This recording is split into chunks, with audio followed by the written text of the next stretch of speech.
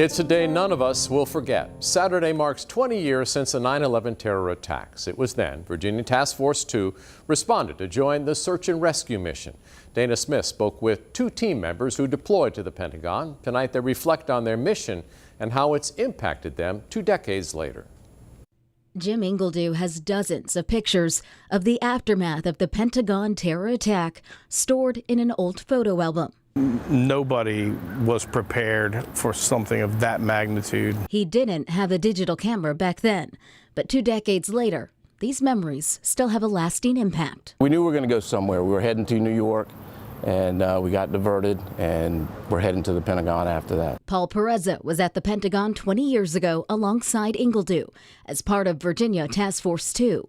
Their team aided in search, rescue, and recovery efforts. I still can remember coming around the corner in the bus and seeing it for the first time.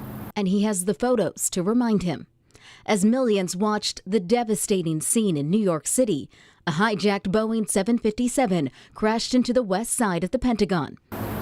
There's a couple things looking back that, for whatever reason, still, well, I guess I know the reason, but digging through the rubble, removed some toys and then some infant clothing. And I told the people that I was working with, I said, look, I gotta go. If I do something and discover a small child here, it's going to be just way too close to home for me. So Ingledew's 2-year-old daughter waited for him at home. 64 people on board American Airlines Flight 77 died alongside 125 people in the Pentagon. Perezza said he and his team had to put their emotions aside as they sorted through the debris. You get there and you're there to do a job. And I think, you know, once you're done, for me at least, then you really start thinking about the things that really matter to you, if you will. It's a mission that still affects them to this day.